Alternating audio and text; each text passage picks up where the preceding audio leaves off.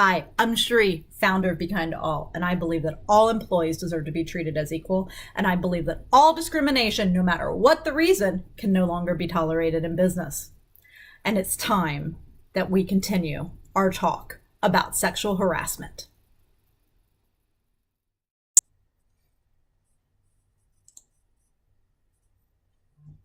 This is where we are today, divided into two schools of thought. One, women want respect and for the bad behaviors to stop. And two, men are allowed this approved sexual harassment because they're better than women. You know, the strict father morality, patriarchy, misogyny, etc. So we know the patriarchy culture in the United States continues to allow this behavior and doesn't see any shame in it. This is misogyny at its finest, you guys. Women are not speaking up and calling out these predators because it's fun. They are tired, desperate, and they want to change the status quo. Societies work hard to silence victims and make them feel like they are to blame. As a society, we cannot have an honest conversation until we see how we truly treat women in this country. We treat women as objects, not as human beings. We dehumanize women as a normal aspect of male discourse with women, which is why men believe they can victimize women. There are over 4,000 strip clubs in the United States with an annual revenue of over $3 billion. People believe that women's bodies are for the taking, and a woman is only the sum of her physical parts instead of a human being. She wouldn't get dressed up and look nice unless she wanted it, right? We are in this gray area right now, but there's one clear direction that we have to take. A woman's body is her possession and hers alone, and it does not belong to anyone else. All women deserve to be treated as equal.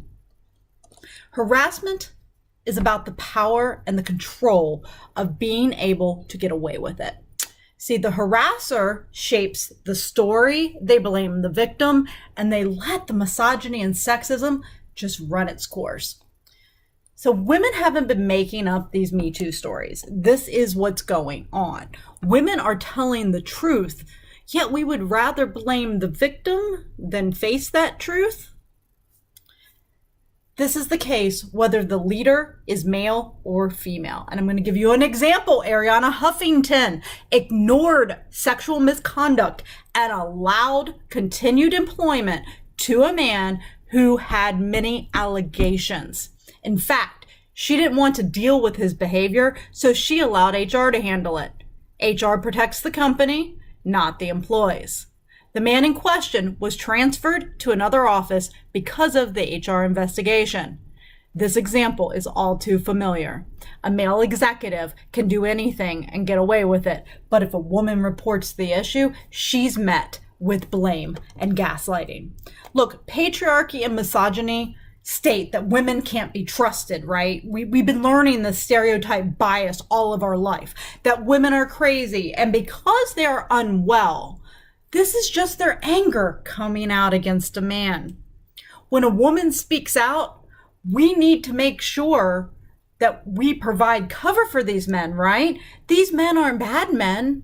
They just made a mistake, and we need to worry about their feelings. Well, that's what men do. They stare at breasts. No. It's time for a change. At Nike, the environment became so toxic that a small group of women decided to take matters into their own hands.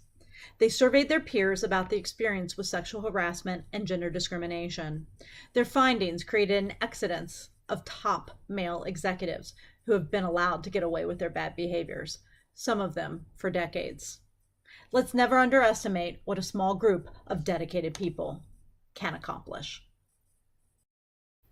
In 2016, the Equal Employment Opportunity Commission, the EEOC, reported that up to 85% of women report that they have been sexually harassed at work.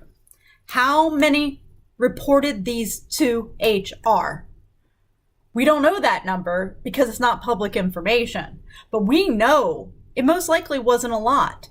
Imagine if human resources actually had to let their shareholders know how many harassment complaints they got on each person. Imagine if we reported every single one of these to HR, how we could change this narrative and show the CEO and the board of directors what's really going on in those companies. In the Harvard Business Review, the article, The Insidious Economic Impact of Sexual Harassment. The article dives into the outcome of all of these sexual harassments. About 80% of women who have been harassed leave their jobs within 2 years. This job change can diminish earning power as she starts over. A great quote is, instead of thinking of sexually predatory behavior as a few or many bad seeds, we ask instead, how do we change our organization to rebalance power? So, we know that employee turnover in any company is costly, right? Because when an employee leaves a company, it could cost that company as high as, say, 2 times that person's salary plus $10,000 to hire a replacement. And of course, this depends on your job, but think about this. The cost for recruiting, hiring, training, and retention. But yet, we're allowing the sexual harassment to go unchecked, and the perpetrator continues. This keeps leading to more and more turnover and higher costs to the company. Think about this. This expense could be avoided if we actually looked at this behavior and companies had to report on it. Businesses have allowed this behavior and cost instead of stopping these perpetrators. Think about that. They have been allowing this to happen and not stopping it. So, could this be another factor in why women are paid less because they're forced to go from job to job because they're sexually harassed, while the men get to stay and keep going up the ladder? So next week, we will continue on the business case for kindness, and it's time we stop living with the hate, the fear, and the greed. Kindness is our path forward, and without kindness and respect, there's little trust, and without trust, your team will crumble. So I hope you guys have a great week, and be kind to all. Bye.